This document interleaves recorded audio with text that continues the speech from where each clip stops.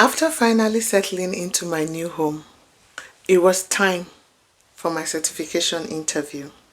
They called it an interview, but to me, it was an examination. I spent 2 weeks studying every day. I didn't know anyone who had gone through the same process. I didn't have a mentor.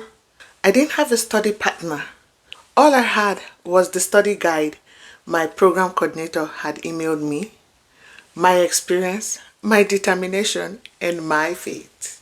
When the interview day finally arrived, I was so nervous. I walked into a room of 3 examiners. They were welcoming. But trust me, the questions came one after another.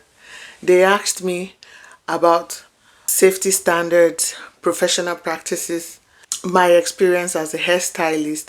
Like the list goes on and on. For 30 minutes, I answered every question one after another to the best of my ability. And after the interview was over, I was told that I would get my result in my email within 10 days. When I finally got the email, I stared at it for what felt like minutes.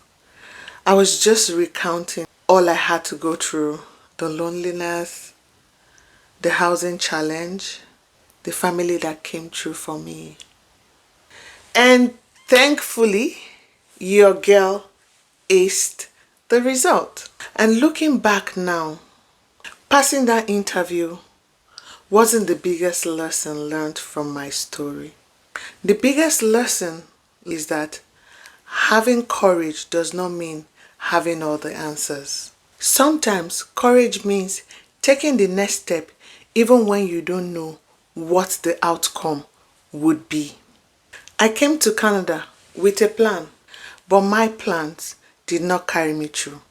What carried me through was my faith, resilience, the kindness of people I had never met before.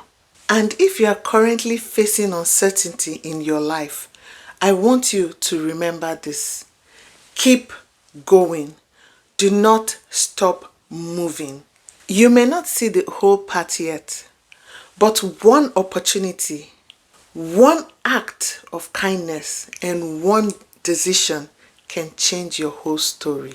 Thank you for listening. Follow for episode 2. Remember, you are capable, you are worthy, and your story matters.